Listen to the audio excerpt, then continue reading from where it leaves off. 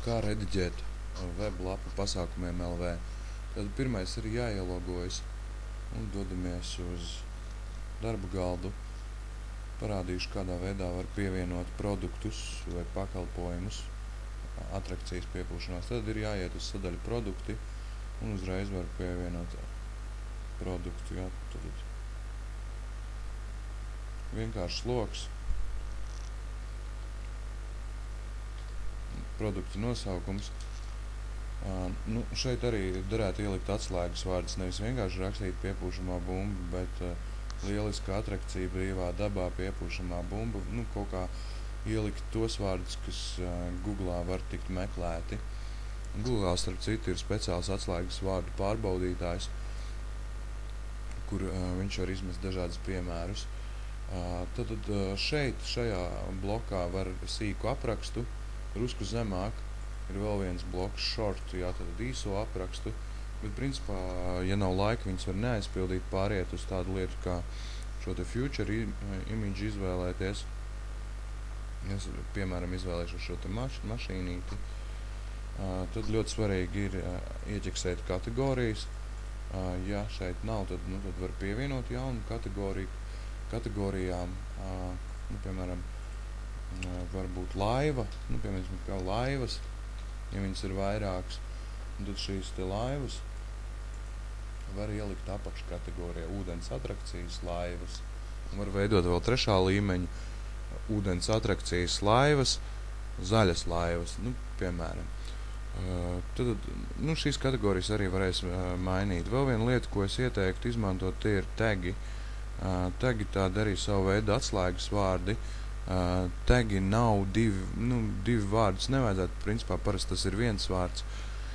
Un tas var būt brands, ja kāds izmanto zīmols vai kaut kāds cits atslēgas vārds. Viņi arī te ar laiku krāsies, un viņus vajadzētu izmantot, izvēlēties šos te atslēgas vārdus, jo viņi ir ļoti noderīgi Googlim. Tad nākamā lieta tā ir cena, pastāvīga cena. 25 un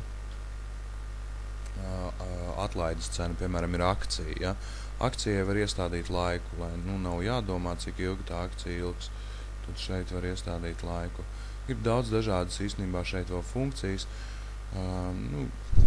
Piegādi var mainīt atsevišķiem produktiem nosacījumus un tā tālāk. Un var vēl plēplādēt speciāls spraudnes, kas papildina šīs te visas funkcijas, bet es domāju, ka jūsu gadījumā tas īpaši nav vajadzīgs. Principā galvenais tas ir nosaukums, kategorija, teksts, šīta bilde un cena. Ja netiek iestādīta cena, tad produktu var redzēt, bet grozā ievietot, kā pasūtījumus nevar veikt.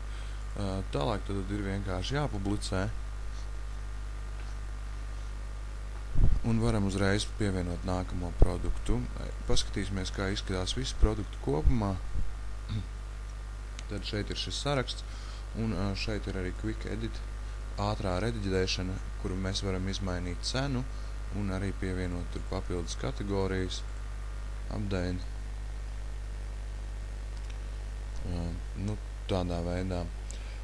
Tad sadaļā kategorijas var mainīt kategoriju nosaukums, ja gadījumā nepatīk izdzēst manas demo versijai radītās, un radīt jaunu īsts vārds. Tas ir tas, kas parādīsies pašā web adresē, permalinks tā saucamais. Būtu labi arī ielikt aprakstu kategorijai, tas arī priekš Google ir ļoti labi, un pievienot varbūt kaut kādu mazu bildīti. Un arī, starp citu, bildītes ieteicams ir atbilstoši atslēgu vārdiem. Bildītēm var iestādīt šos te atslēgas vārdus. Varbūt uzreiz ātrumā parādīšu kādu bildīti, kur mēs varētu paskatīties.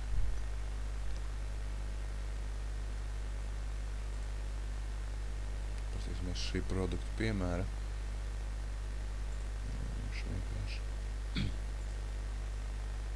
Tad šeit, jebkurai bildei, tad šeit var iestādīt tos atslēgas vārdus, taitlā. Paskaidrojums var veidot, bet vienīgais to, ka tie paskaidrojumi uzpeld uz pašas bildes, Un tad nav tik būtiski, bet galvenais ir šeit. Uzrakstīja piepūšamā atrakcija tāda un tāda, jo tas arī priekš Google ir ļoti vērtīgi. Kas vēl teikt ir pie produktiem? Piegādes veidi, piegāde, ja jums būtu uz pasta staciju piegāde ar kurjeru, bet jūs gadījumā teikt nav tas aktuāli, te ir sadaļa tagi. Ja būs vairāki tagi, tad jūs te viņus varēsiet rediģēt, izdzēst, pielikt. Nākamā lieta ir paši WooCommerce iestādījumi, settings, un tad galvenie iestādījumi tad var norādīt, kur jūs bazējaties, uz kurien jūs piegādāsiet. Dotā brīdī es uzliku, ka piegāda tikai Latvijā, bet var noņemt nost un piegādāt pakalpojumu visā pasaulē. Valūta var mainīt, kā tiek atspoguļota valūta, cik cipari pēc komata. Pametīšu šo lapu nesaglabājot.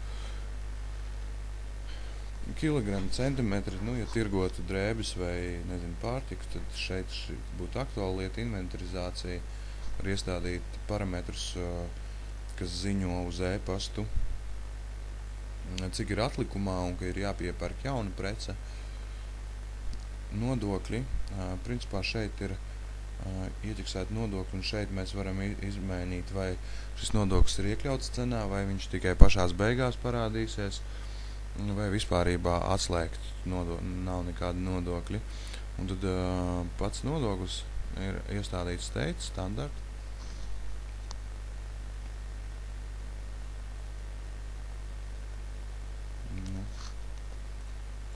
Latvija 21%, un ka šis nodoklis darbojas arī uz piegādi. Var izņemt ārā, ja ir tā. Ja ir piegāda uz vairākām valstīm, tad teorētiski var iestādīt dažādas nodokļu likmes. Ir arī tur bez nodokļu var vispār. Checkout, tas ir pēdējais posms. Lapā es viņu esmu nosaucis par pasūtījumu noformēšanu. Paņemsim varbūt kaut kādu preci, arī tad es nosaucu par atrakciju noliktavu.